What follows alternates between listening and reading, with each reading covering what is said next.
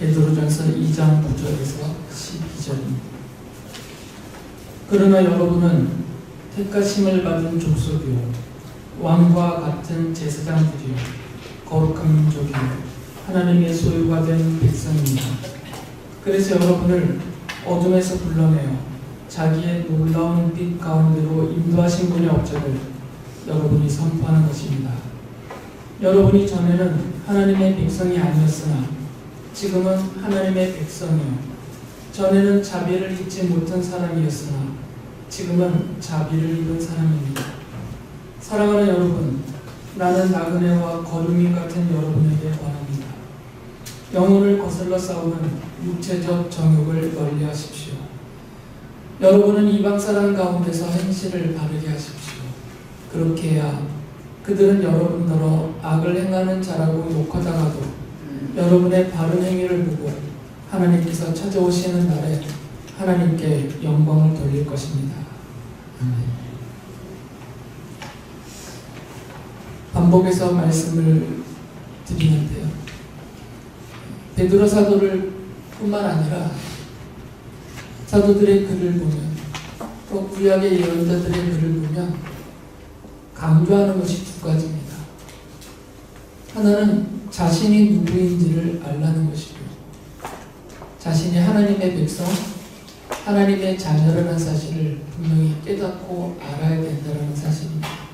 그래서 하나님의 자녀, 하나님의 백성은 어떤 사람인지, 하나님의 자녀들과 그 백성의 본질이 무엇인지, 그 정체가 무엇인지를 계속해서 강조를 합니다. 그리고 또 한 가지는 그 하나님의 백성답게, 하나님의 자녀답게 그 본질에 맞게 살아가야만 합니다. 이 두 가지를 계속해서 강조를 합니다. 그렇다고 해서 이 두 가지만을 말하는 것으로 그치지는 않죠. 하나님의 백성이 누구인지를 알아야 되고, 그리고 하나님의 백성답게 살아가는 것이 왜 중요한지에 대해서 또 성경은 전체적으로 설명합니다. 성도가 자신이 하나님의 자녀라는 사실을 깨닫는 것이 왜 중요한지, 그리고 하나님의 자녀답게 살아가는 것이 왜 중요한지에 대해서 베드로 사도가 이어서 말을 해요. 우리가 하나님의 자녀답게 살아가면 나 자신에게도 유익이 있지만 성경 전체를 통해서 그리고 하나님의 뜻 가운데서 드러나는 것이 있다는 것이죠. 그것을 목표로 해서 내가 누구인지 알고 또 하나님의 자녀다운 삶을 힘써야 된다는 것을 성경은 말을 해요. 그래서 베드로 사도도 출애굽기 19장 5절과 6절을 인용하면서, 그걸 중심으로 구약 성경을 인용하면서 성도가 그 성도의 본질과 성도의 정체가 무엇인지를 다시 한번 알려줍니다. 베드로전서 2장 9절에 이렇게 말씀하세요. 그러나 여러분은 택하심을 받은 족속이요 왕과 같은 제사장들이요 거룩한 민족이요 하나님의 소유가 된 백성입니다. 성도의 본질 네 가지를 말을 해줘요. 첫째는 하나님의 택하심을 받은 사람들이라는 거죠. 두 번째로는 왕과 같은 제사장이라는 겁니다. 그리고 세 번째는 거룩한 사람들이라는 것이고, 네 번째는 하나님의 소유라라는 말이죠. 이 네 가지를 베드로 사도가 성도의 본질과 정체로서 알려줍니다. 그러면서 베드로 사도가 성도들이 이처럼 하나님의 택하심을 받은 사람이고 왕과 같은 제사장이고 또 거룩한 민족이고 하나님의 소유가 된 백성이니까 그 본질에 맞게 살아가야만 합니다. 이것을 강조를 해요. 바울은 이 부분에 대해서 보충해서 설명을 해줍니다. 물론 베드로의 글을 바울이 보충했다는 것보다는 바울이 이 하나님의 택하심을 설명하면서 그 하나님의 택하심의 근원이 무엇인지를 알려줍니다. 에베소서 1장 4절에 보면 이렇게 말을 해요. 하나님은 세상 창조 전에 그리스도 안에서 우리를 택하시고 사랑해 주셔서 하나님 앞에서 거룩하고 흠이 없는 사람이 되게 하셨습니다. 이 세상을 창조하시기 전에 우리를 이미 하나님의 자녀로 택해 놓으셨다는 거죠. 세상이 창조되기도 전에 하나님이 우리를 이미 하나님의 자녀로 택해 놓으셨어요. 그러니까 살다 보니 어쩌다 하나님의 자녀가 된 것이 아니고, 내가 교회 다니는 부모님 덕분에 내가 하나님의 자녀가 된 것이 아니고, 내가 누구 덕에 내가 하나님의 자녀가 된 것이 아니고, 세상에 아무것도 없을 때 이 세상을 창조하시기 전에 이미 계획해 놓으셨다는 거죠. 누구를 내가 창조하여 이 세상에 태어나게 할 것이고, 내가 그를 나의 자녀로 삼을 것이다, 내 백성으로 삼을 것이다. 이 세상 창조 전에 이미 택해 놓으셨다는 거죠. 그리고 그 택하심의 범위도 정해 놓으셨어요. 그리스도 안에서. 그러니까 부처님을 믿고 절에 들어가서 그 안에서 뭐 제사도 드리거나 불교 의식을 행하고 있는 그 자리에 두면서 택하심이 없다는 거죠. 이슬람 사원에 가서 그 코란을 암송하면서 거기서 엎드려 계속 절하고 있는 그 자리에 두는 그 상태로 하나님의 자녀 백성으로 택하시지 않는다는 겁니다. 그러니까 하나님의 택하심이라는 것은 그리스도 안이라는 범위가 있어요. 그리스도 밖에 있으면 택함 받은 자를 할 수가 없는 것이죠. 예수 그리스도 안에, 그리고 예수 그리스도의 몸인 교회 안에 함께 그 지체가 된 자들이 세상 창조 전에 하나님께서 택하신 자들이라는 거죠. 그러니까 나는 불교도 인정하고 이슬람교도 인정하고 기독교도 인정하고, 나는 모든 종교를 다 인정한다. 뭐 천국 가는 길이 꼭 교회를 통해서만 가겠냐, 이리 가도 되고 저리 가도 되고 결국 다 만날 것 아니냐, 이런 식으로 해서 하나님의 택하심을 설명할 수 없는 거죠. 하나님의 선택하심은 그리스도 안이라는 범위 속에만 있습니다. 그러니까 그리스도 안에 예수 그리스도 십자가를 믿고 복음을 믿고 나를 대신하여 십자가에 죽임당하 주신 그 예수님을 믿고 그분의 속죄를 인하여 속죄의 대속을 인하여서 내가 죄 용서를 받고 하나님의 자녀가 되게 해주신다는 이 하나님의 약속을 믿는 그 범위 안에 있는 사람들만 하나님의 택하심을 받은 자들이라는 거죠. 이것을 강조합니다. 그러니까 내가 교회를 나왔고 내가 예수님을 믿고 내가 예배하게 된 것은 어느 세상의 이유나 내 자신의 이유나 어느 누구 때문이 아니라 전적으로 100% 하나님의 택하심 때문에 이루어진 일이라는 거죠. 그래서 우리가 안심이 되는 겁니다. 설령 내가 연약하기 때문에, 부족하기 때문에, 또는 어리석기 때문에 믿음이 희미해지거나 아니면 교회 출석도 제대로 못하거나 하나님의 자녀답게 떳떳하게 살지 못하는 처지에 있다 하더라도 그것 때문에 이 하나님의 택하심은 취소되지 않는다는 거죠. 세상 창조된 하나님의 정하심이 있기 때문입니다. 물론 그렇다고 안심하라는 것은 아니에요. 택해 주셨으니까 난 이렇게 살으나 저렇게 살으나 나는 천국 갈 거야, 이렇게 너무 뻔뻔하게 살라는 말은 아니고요. 감사하라는 겁니다. 내가 열심으로 신앙생활을 주님이 기뻐하시도록 할 때에도 감사할 것이고, 나를 택해 주심에 대해서. 비록 내가 조금 부족해서 뒤처지는 상황이 있다더라도 그래도 나를 버리시지 않고 나를 택하시사 하나님의 자녀 삼아 주신 그 하나님의 은혜에 감사하라는 거죠. 베드로 사도는 성도들이 하나님의 택하심과 부르심을 믿고 그 위에 굳게 서 있어야만 성도답게 살아갈 수 있다라고 말을 해요. 베드로후서 1장 10절에서 이렇게 말합니다. 그러므로 형제자매 여러분, 더욱더 힘써서 여러분이 부르심을 받은 것과 택하심을 받은 것을 굳게 하십시오. 그러면 여러분은 넘어지지 않을 것입니다. 성도가 넘어진다라는 표현은 신앙적인 넘어짐을 말하죠. 길 가다 넘어지는 것이 아니고. 왜 우리가 신앙생활하다가 자꾸 신앙적으로 넘어지냐면 이 두 가지가 약하기 때문이라는 거죠. 세상 창조 전에 나를 택해 주신 이 하나님의 주셨다는 사실을 자꾸 잊어버린다는 것이고, 그리고 나를 택하셨을 때 하나님이 정해놓으신 또 한 가지는 부르심의 때예요. 나를 언제 이 세상에 창조하여 출생케 해주시고 또 어느 시점에 내가 예수 그리스도의 십자가 복음을 듣고 믿고 깨닫게 하셔서 하나님의 자녀가 되게 해주시는 이 부르심 또한 정해놓으신 거거든요. 그러니까 하나님의 택하심과 이 부르심을 내가 확실하게 믿고 있다면, 이것에서 흔들림이 없다면 신앙적으로 크게 넘어지는 일은 없을 것이다, 그 얘기예요. 왜 성도들이 세상 사람들과 똑같이 살 수 없냐면 이 두 가지 때문이에요.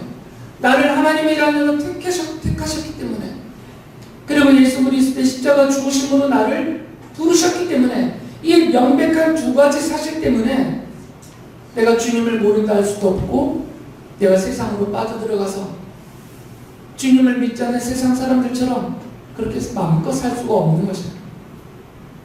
늘 이게 마음에 있으면, 마음 안에 이게 굳게 믿음 가운데 있으면 크게 넘어지지 않고 흔들리지 않는다는 것입니다. 베드로 사도는 베드로전서 2장 10절에서 이런 말을 합니다. 여러분이 전에는 하나님의 백성이 아니었으나 지금은 하나님의 백성이요, 전에는 자비를 입지 못한 사람이었으나 지금은 자비를 입은 사람입니다. 하나님의 이 택하심과 부르심이 기계적인, 감정이 아무것도 섞여지지 않은, 그냥 컴퓨터에 입력하면 출력이 되는 것처럼 이렇게 기계적인 절차가 아니라는 거죠. 하나님의 택하심에도 하나님의 사랑이 듬뿍 담아있고, 예수 그리스도의 십자가 복음으로 우리를 부르심에도 하나님의 사랑이 가득 담겨져 있다는 거죠. 그래서 하나님의 자녀들은 하나님의 자비하심을, 그 사랑을 받은 자여 그 사랑을 입고 지금도 살아가는, 영원히 하나님 나라에 이를 때까지 그 사랑 가운데 사는 사람이다라는 것을 강조해요. 이것을 잊지 말라는 겁니다. 우리가 그것을 느끼든지 못 느끼든지 또는 깨달아 알든지 잊어버렸든지 하고는 상관없이, 하나님은 세상 창조 전에 우리를 하나님의 자녀 삼기로 정하시고 택하셨을 때 이미 우리를 사랑하셨고, 성자 하나님이 인간으로 오셔서 그리스도로서 십자가에 죽으실 때 그 사랑으로 대신하여 죽으셨고, 지금도 성령 하나님께서 그 사랑하심으로 우리와 함께 하시면서 우리를 돌보시고 이끌어 가고 계시다는 거죠. 그래서 우리는 하나님의 택하심을 받은 자이고 하나님의 부르심을 받은 자이고 그 하나님의 사랑하심을 입고 살아가는 사람들이라는 거죠. 바울 사도도 이렇게 말을 합니다. 로마서 9장 16절에 보면, 그러므로 그것은 사람의 의지나 노력에 달려있는 것이 아니라 하나님의 자비에 달려있습니다. 하나님의 선택에 대해서 로마서 9장 앞부분에서 길게 설명하면서 하나님의 선택을 강조해요. 그러면서 이 말을 하는 겁니다. 하나님의 선택이라는 것은 사람의 의지나 노력에 의해서 좌우되거나 자격을 취득할 수 있는 것이 아니라는 거죠. 전적인 하나님의 자비하심, 하나님의 사랑에 달려있다는 겁니다. 성도들 중에서 저를 포함해서 어느 누구도 이 정도면 나는 하나님의 백성으로 하나님의 선택을 받을 만한, 부르심을 받을 만한, 사랑을 입을 만한 자격과 자질이 있다, 이렇게 말할 수 있는 사람은 단 한 명도 없다는 거죠. 사도들의 글을 보면 이것은 전적으로 100% 하나님의 자비하심, 하나님의 사랑으로 된 것이지 사람의 노력, 사람의 의지로 되는 것은 아니라는 거죠. 그래서 성도는 하나님의 전적인 자비하심을 입어서, 그 사랑하심을 입어서 하나님의 백성으로 선택을 받았고 부르심을 받은 사람들이에요. 이것을 잊지 말라는 겁니다. 이것을 잊지 않아야 감사하면서 감격하면서 하나님의 자녀답게 살아갈 수 있다라는 말씀이에요. 두 번째로는 바울 사도는 성도들을 제사장이라고 부릅니다. 그런데 그냥 제사장이라고 부르지 않고 왕과 같은 제사장이라고 불러요. 특별한 제사장이라는 것이죠. 왜 특별한 제사장이냐면 베드로전서 2장 5절에서 이렇게 말하기 때문에 여러분은 예수 그리스도로 말미암아 하나님께서 기쁘게 받으실 신령한 제사를 드리는 거룩한 제사장이 되십니다. 성도들은 하나님이 기쁘게 받으실 신령한 제사를 드리는 제사장이에요. 그래서 다르다는 겁니다. 모세가 세웠던 성막과 솔로몬이 지었던 성전 안에서 제사를 드리던 그 제사장들은 짐승을 대신하여 잡아 바치면서 제사법의 절차를 따라 드렸어요. 그 중에 어떤 분들은 정말 하나님을 믿고 하나님을 경외하고 경건하게 하나님의 약속을 믿고 신령한 제사를 하나님이 기쁘시게 드리는 그런 제사장도 있었을 것이에요. 그러나 대부분의 제사장들은 그냥 제사법을 따라서 짐승의 피로 제사를 드렸었다. 그러나 성도들은 그들과 같은 제사장이 아니라는 것이죠. 예수님을 따라서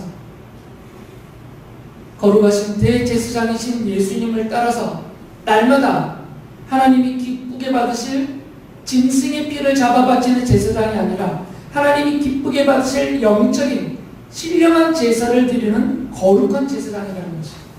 그래서 구별하기 위해서 왕과 같은 제사장이라는 표현을 쓴 것입니다. 사도 요한도 요한계시록 1장 5절과 6절에서 이렇게 말을 해요. 예수 그리스도께서는 우리를 사랑하시며 자기 피로 우리의 죄에서 우리를 해방하여 주셨고 우리로 하여금 나라가 되게 하시어 자기 아버지 하나님을 섬기는 제사장으로 삼아주셨습니다. 예수 그리스도의 그 피로 우리의 모든 죄를 완전히 온전히 영원하게 용서받게 해주셔서 죄가 없는 자로 하나님 앞에 여김을 받게 하시고 날마다 하나님을 섬기는 거룩한 제사장이 되게 해주셨다는 거죠. 그러니까 성도는 그 본질이 무엇이냐면 구약의 제사장들은 날마다 누구 앞에 서는 사람들이냐면 하나님 앞에 서는 사람들이에요. 이분들은 날마다 아침 제사와 저녁 제사를 하나님 앞에 드리고 날마다 성전을 돌아보고 날마다 하나님 앞에서 일하며 날마다 그 백성들을 위해서 주님 앞에 기도하고 제사하고 주의 말씀을 전하는 날마다 하나님 앞에 서 있었던 분들이 제사장이에요. 그러니까 성도가 누구냐면 그 앞에 수식어가 반드시 있어야 돼요. 날마다요. 성전의 제사장들과 똑같이 날마다 하나님 앞에서 서 있는 사람들입니다. 그 하나님이 기쁘게 받으시도록 신령한 제사를 드리는 거룩한 제사장이 바로 성도라는 거죠. 그러니까 성도가 성도답게 살아가려면 자신의 이런 본질을 알아야 된다는 거죠. 나는 날마다 하나님 앞에서 하나님이 기쁘시게 받으실 만한 신령한 제사를 드리는 거룩한 왕과 같은 제사장으로 사는 사람이라는 것을 잊지 말아야 그래야 성도답게 살 수 있다는 것입니다. 우리는 내 앞에 서 있는 사람만 먼저 봐요. 내 앞에 서 있는 그 일을 먼저 보고 거기에 나를 맞춰버립니다. 그래서 성도다움을 잃어버리는 거죠. 그 사람보다 먼저 내 앞에 계시는 분은 하나님이세요. 내가 그 사람을 위하여서 무슨 일을 하기 전에 내가 먼저 해야 될 일은 내 하나님이 기쁘시게 받으실 신령한 제사를 드리는 제사장의 일. 이것을 기억해야 어느 누구 앞에서도 어느 자리에서도 어떤 상황에서도 하나님의 자녀의 본질을 잃어버리지 않고 하나님의 자녀답게 살아갈 수가 있다는 것입니다. 또 한 가지는 베드로 사도는 우리를 하나님의 소유된 백성이라고 불렀어요. 하나님의 것이라는 말이에요. 우리는 하나님의 것이라는 겁니다. 그래서 바울 사도가 우리가 하나님의 것이 분명하다는 것을 강조하면서 이런 말을 해요. 고린도후서 1장 22절을 보면 하나님께서는 또한 우리를 자기의 것이라는 표로 인을 치시고 그 보증으로 우리 마음에 성령을 주셨습니다. 우리 눈에는 보이지 않지만 우리가 이해하는 수준에서 유치하게 하나님의 표현해 주신 것이에요. 우리에게는 도장이 찍혀있다 그 얘기예요. 이 이는 도장이잖아요. 내 것이라는 도장이 찍혀 있다는 거죠. 하나님이라는 그 이름이 새겨져 있는 도장이 우리에게 찍혀 있다는 얘기예요. 우리는 하나님의 것이다라는 표시라는 것이죠. 그리고 우리가 하나님의 것이라는 그 표시의 보증으로 우리에게 성령님이 오셨다는 거죠. 성령 하나님이 함께 하고 계시고 성령 하나님의 인도하심을 받고 있는 그 자체가 우리가 하나님의 것이라는 보증이라는 겁니다. 내 것이 아닌 것을 내가 손댈 수 없고 내가 보관할 수 없고 내가 돌볼 수 없어요. 남의 것이면 내가 손댈 수가 없습니다. 내 것이라 말할 수도 없고 내가 어떻게 할 수가 없어요. 내 것만, 그 소유권이 분명히 나에게 있는 나의 것만 내가 돌볼 수 있고 보존할 수 있고 뭘 할 수가 있어요. 내 것을 위해서는. 우리가 하나님의 것이기 때문에 성령님이 우리에게 오셨다는 거예요. 하나님의 것이 아닌 하나님의 자녀의 백성이 아닌 사람들에게는 성령 하나님이 그들을 위하여서 사랑을 베푸시고 돌봐주시고 이끌어 주시지 않는다는 얘기예요. 하나님의 것이 아니기 때문에. 하나님의 자녀가 아니기 때문입니다. 우리 몸을 아무리 뒤져봐도 하나님이 찍으신 도장은 없습니다. 그러나 하나님은 아시면 우리 눈에 보이지 않아도 하나님이 뻔히 내가 찍은 내 것이다라는 표시, 하나님의 것이라는 표시를 분명히 새겨놓은 내 것이다라고 하나님이 늘 보고 계시다는 거죠. 그리고 성령님이 하나님의 것인 우리와 언제나 함께 하시다는 것입니다. 바울 사도가 고린도전서 6장 19절에서 이것을 설명했어요. 여러분의 몸은 여러분 안에 계신 성령의 성전이라는 것을 알지 못합니까? 여러분은 성령을 하나님으로부터 받아서 모시고 있습니다. 여러분은 여러분 자신의 것이 아닙니다. 우리가 우리의 것이 아니라는 얘기는 우리가 하나님의 것이라는 얘기예요. 그런데 이 소유권이 바뀌니까 하나님의 자녀답게 못 사는 겁니다. 내 몸도 나의 것, 내 인생도 나의 것, 나의 소유도 나의 것, 내 재능과 내 지식과 지혜도 다 나의 것, 모든 것이 나의 것이라고 여기니까 나를 위해서만 사는 것이고 나를 위해서만 살다 보면 세상 사람들과 똑같아지는 거죠. 하나님의 자녀답게 살 수가 없는 것입니다. 그래서 이것을 부정하라고 예수님이 말씀하신 것입니다. 자기를 부정하고 부인하라는 얘기도 이런 뜻입니다. 나와 나에게 속한 모든 것이 나의 것이라고 여기면 주님의 제자로 주님을 따르기가 어렵기 때문에 성경은 분명하게 강조합니다. 우리는 하나님의 것이라는 것이죠. 성도는 세상 창조 전에 하나님의 자비하심을 입어서 하나님의 백성으로 선택을 받았습니다.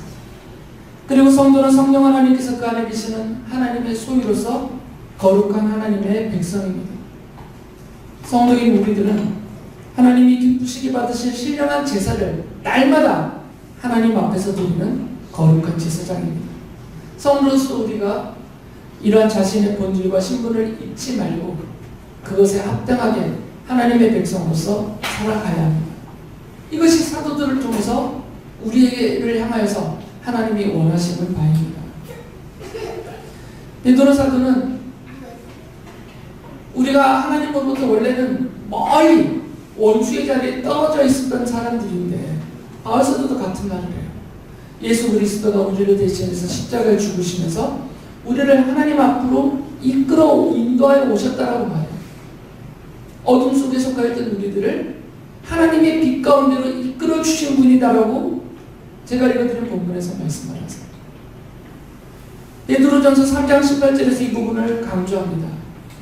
그리스도께서도 죄를 사하시려고 단 한 번 죽으셨습니다. 곧 의인이 불의한 사람을 위하여 죽으신 것입니다. 그것은 그가 육으로는 죽임을 당하시고 영으로는 살리심을 받으셔서 여러분을 하나님 앞으로 인도하시려는 것입니다. 우리를 하나님 앞으로 인도하셨다는 것입니다. 바울 사도도 같은 말을 해요. 골로새서 1장 13절을 보면 아버지께서 우리를 암흑의 권세에서 건져내셔서 자기를 사랑하는 아들의 나라로 옮기셨습니다. 우리를 죄와 어둠과 그 영원한 지옥 사망이라는 그 암흑 가운데서 우리를 건져내셔서 예수 그리스도의 십자가로 그 흘리신 피로 우리의 죄를 용서받게 하시고 우리를 건져내셔서 죄가 없는 자로 하나님 앞에 영임을 받게 하시고 하나님의 아들이신 예수 그리스도의 그 하나님 나라로 우리를 이끄셔서 하나님 앞에 인도해 주셨다라는 말씀이에요. 베드로 사도가 이런 말을 합니다. 베드로전서 2장 9절에 보면 그래서 여러분을 어둠에서 불러내어 자기의 놀라운 빛 가운데로 인도하시는 분의 업적을 여러분이 선포하는 것입니다. 바로 이것을 선포하는 것이라는 거죠. 성도가 자신이 하나님의 택하심을 받고 거룩한 제사장이 되었고 하나님의 소유가 된 거룩한 하나님의 백성이 되게 해주신 그 자기의 본질을 알고 그에 맞게 살아가는 것은 무슨 의미가 있느냐를 말해주는 거죠. 이게 어떤 의미가 있느냐? 그것은 하나님의 업적을 선포하는 일이다라는 거죠. 성도가 자기 본질을 알면 그리고 본질에 맞게 살아가면 그것이 어떤 중요하고 놀라운 의미가 생기는데 그것은 바로 하나님의 업적을 선포하는 일이 된다는 거예요. 개인적인 일이 아니라는 겁니다. 내가 하나님의 자녀라는 사실을 깨닫는 것이 나의 본질을 깨닫는 것이 나 개인의 일이 아니고 그리고 그 본질에 맞게 내가 살아가려고 애쓰는 것이 내가 하나님의 자녀로서 하나님이 기뻐하시는 하나님을 기쁘시게 되는 하나님의 자녀다움이다. 이런 개인적인 차원이 아니고 이 모든 것은 하나님의 업적을 선포하는 일이 된다 그 얘기예요. 여기에 목적이 있다고 말씀하시는 겁니다. 하나님의 업적은 말씀하신 대로 죄와 사망과 그 어둠 가운데 있었던 우리들을 위해서 성자 하나님이 인간으로 오시고 그리스도에서 십자가에서 대신 죽어주시면서 우리 모든 죄를 용서받게 하시고 우리를 하나님의 거룩한 자녀 삼아주시고 영원한 하나님 나라의 주인이 되게 해주신 이 업적을 말하는 거죠. 그 업적을 선포하는 것이 된다는 것이죠. 그러니까 성도들이 생각해야 될 것이 있습니다. 내가 하나님의 자녀로 예배하러 교회를 오는 일은 개인적인 일이지만 동시에 하나님의 업적을 선포하는 일이 된다 그 얘기예요. 내가 사람들 앞에서 나는 성도다라고 나를 드러내는 그 일은 내가 성도야 하는 개인적인 일이 아니라 그 일 자체가 하나님의 이 구원하시는 업적을 선포하는 일이 된다는 거예요. 성도가 성도답게 교회가 교회답게 살고 세워져가는 그 자체는 성도 개인과 그 교인의 그 교회의 좁은 의미의 가치가 아니라 하나님의 업적을 세상과 사람들 앞에서 선포하는 드러내는 그런 의미와 가치가 있다는 거죠. 베드로 사도가 베드로전서 2장 21절에서 이런 말을 해요. 바로 이것을 위하여 여러분은 부르심을 받았습니다. 그리스도께서는 여러분을 위하여 고난을 당하심으로써 여러분이 자기의 발자취를 따르게 하시려고 여러분에게 본을 남겨놓으셨습니다. 우리는 이 일 때문에 부르심을 받았다는 거죠. 하나님이 우리를 왜 선택하셨느냐? 하나님이 왜 우리를 하나님의 자녀로 부르셨는가? 왜 지금도 하나님의 그 사랑하심으로 우리를 인도하고 계시는가? 이 일 때문이라는 거죠. 하나님의 업적을 세상의 사람들 앞에서 선포하고 드러내게 하는 이것을 위하여 우리는 부르심을 받았다는 겁니다. 우리에게는 이런 사명이 있다는 얘기예요. 그러려면 이렇게 하나님의 업적을 세상 사람들 앞에 선포하고 드러내려면 그 본질에 맞게 살아야만 한다는 얘기예요. 그래서 베드로전서 1장 15절에서 이런 말을 합니다. 여러분을 불러주신 그 거룩하신 분을 따라 모든 행실을 거룩하게 하십시오. 그래야만 하나님의 업적을 내가 선포하고 드러낼 수가 있다는 거예요. 베드로가 이것을 구체적으로 이렇게 설명했어요. 베드로전서 2장 11절부터 12절에 보면 어떻게 사는 게 거룩하게 사는 것인가? 사랑하는 여러분, 나는 나그네와 거류민 같은 여러분에게 권합니다. 영혼을 거슬러 싸우는 육체적 정욕을 멀리 하십시오. 여러분은 이방 사람 가운데서 행실을 바르게 하십시오. 그렇게 해야 그들은 여러분더러 악을 행하는 자로 욕하다가도 여러분의 바른 행위를 보고 하나님께서 찾아오시는 날에 하나님께 영광을 돌릴 것입니다. 바르게 살아야 된다는 얘기예요. 하나님의 자녀답게, 하나님의 택하심을 받은 거룩한 민족답게, 날마다 하나님 앞에서 기쁘게 받으실 신령한 제사를 드리는 왕같은 제사장답게, 그리고 하나님의 소유된 하나님의 백성답게 바르게 살아야만 사람들이, 세상이 바라보고 내가 그 삶을 통해서 드러내는 하나님의 업적을 보고 그가 하나님께 부르심을 받는 날 하나님께 영광을 돌리게 된다는 것입니다. 이것이 우리가 자신이 하나님의 자녀라는 사실을 깨달아야 되는 이유입니다. 하나님의 자녀답게 살아가야 되는 이유입니다. 개인의 유익도 있지만 하나님의 업적을 선포하고 드러내서 세상 사람들로 하여금 하나님께 영광을 돌리게 하는 사명이 있기 때문에, 하나님의 세상 창조 전에 하나님의 그 자비하심으로 성도들 곧 우리들을 하나님의 백성으로 선택하셨고, 또 성령 하나님이 성도들에게 오셔서 성도들로 하여금 예수 그리스도의 십자가 복음을 듣게 하시고 믿게 하셔서 하나님의 백성으로 부르셨습니다. 이렇게 택하심과 부르심을 받은 우리들은 베드로 사도가 강조하는 것처럼 날마다 하나님이 기쁘게 받으실 신령한 제사를 하나님 앞에서 드리는 거룩한 제사장으로 삼으셨습니다. 그러면 우리의 본질을 알아서, 하나님의 부르심을 알아서 날마다 그 예수 그리스도를 따르면서 이 십자가의 복음으로 죄인들에게 구원을 베풀어 주신 하나님의 업적을 선포하는 하나님의 백성으로서 살아가야만 합니다. 그것이 우리가 택하심을 받고 부르심을 받고 사랑을 입고 이 땅에서 살아가는 이유이며 존재의 가치입니다. 모든 성도들이 이렇게 하나님을 기쁘시게 해드리고 하나님의 업적을 세상에 선포하고 드러내서 그들이 하나님의 영광을 돌리며 돌아오게 하는 이 사명을 날마다 지켜 살아가시는 모든 성도들 될 수 있기를 바랍니다.